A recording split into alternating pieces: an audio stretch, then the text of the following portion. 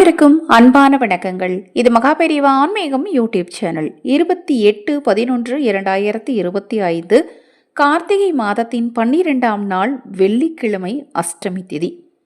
இந்த அஷ்டமி வெள்ளிக்கிழமையில் வர்றது கூடுதல் சிறப்பு. நம்ம எல்லாருக்கும் நல்லா தெரியும், வெள்ளிக்கிழமை அப்படிங்கிறது ரொம்ப ஒரு விசேஷமான நாள், மங்களகரமான நாள். ஆட்டோமேட்டிக்காக வெள்ளிக்கிழமை அப்படின்னாலே வியாழக்கிழமை மத்தியானத்துலேருந்தே ஒரு சுறுசுறுப்பு வர ஆரம்பிச்சிடும்.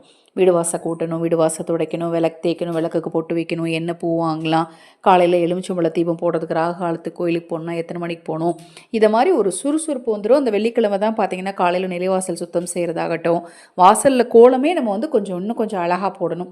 இதை மாதிரி நம்மளுக்குள்ளே பார்த்திங்கன்னா நல்ல ஒரு எனர்ஜி, நிறைய ஒரு நல்ல குட் வைப்ஸ் வந்து நம்மக்கிட்ட நிறைய இருக்கிறது நம்மளால் நிச்சயமாக ஃபீல் பண்ண முடியும். இதை யாருமே மறுக்கவே முடியாது. ஆனால் ஒரு சிலருக்கு எப்படி தெரியுமா இருக்கும், அந்த வெள்ளிக்கிழமை தான் எந்திரிக்கவே முடியாது, ரொம்ப மந்தமாக இருக்கும், ரொம்ப டயர்டாக இருக்கும், ரொம்ப கோவமாக வரும்.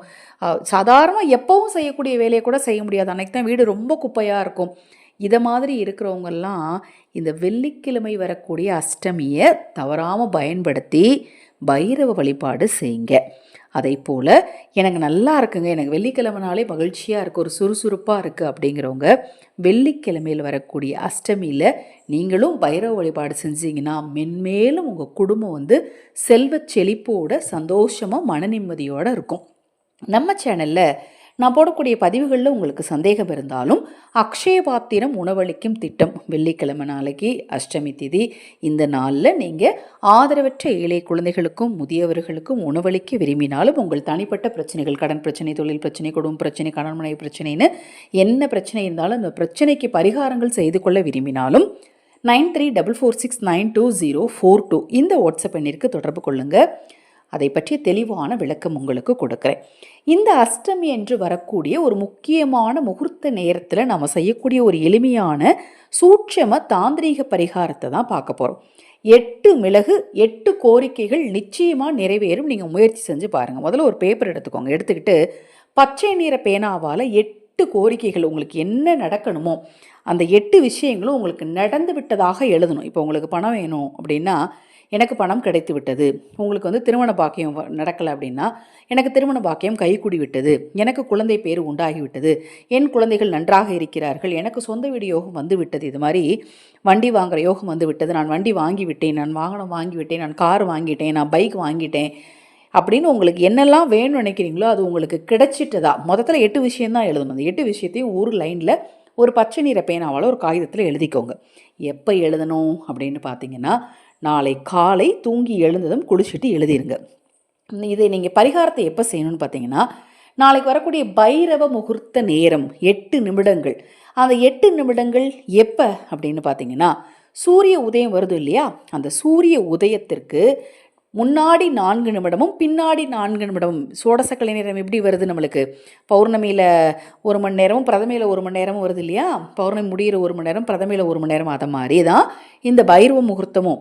இந்த அஷ்டமி திதியில் காலையில் சூரிய உதயத்தின் போது அந்த சூரிய உதயத்துக்கு முன்னாடி 4 நிமிடமும் பின்னாடி 4 நிமிடமும்.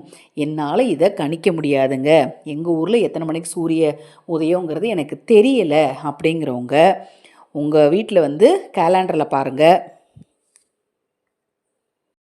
கண்டிப்பாக கையில் எல்லாருமே ஃபோன் வச்சுருப்பீங்க. ஃபோனில் வந்து நீங்கள் போட்டு பார்த்து உங்கள் ஊர் பேர் போட்டு சூரிய உதயம் எத்தனை மணிக்கு அப்படின்னு போட்டு பார்த்தீங்கன்னாலே தெரியும். அதில் உங்களுக்கு சரியான நேரம் வந்துடும். காலையில் நாளைக்கு ஒரு 5:30 மணிக்கு எந்திரிச்சு முதல்ல இப்போ நான் சொன்ன மாதிரி எழுதிருங்க. எழுதிட்டு 8 மிளகுகளை கையில் எடுத்து மனதார பிரார்த்தனை பண்ணிக்கோங்க. வலது கையில் வச்சு பிரார்த்தனை பண்ணிவிட்டு அந்த 8 மிளகுகளையும் எடுத்து இடது கையில் வச்சுட்டு ஒவ்வொரு மிளகையாக எடுத்து இப்போ அந்த காகிதத்தில் வச்சுருங்க. 8 மிளகுகளையும் வச்சு அதை அப்படியே மடித்து உங்கள் வீட்டு பூஜை அறையில் சிவனுடைய திருவுருவ படம் அல்லது சிலை வச்சுருப்பீங்க இல்லையா, அங்கே வச்சுருங்க. இரவு தூங்குறதுக்கு முன்னாடி அதை அப்படியே வீட்டுக்கு வெளியில் கொண்டு போய் அது கூட கொஞ்சம் கற்பூரம் போட்டு எரிச்சிடணும். அவ்வளோவே தாங்க.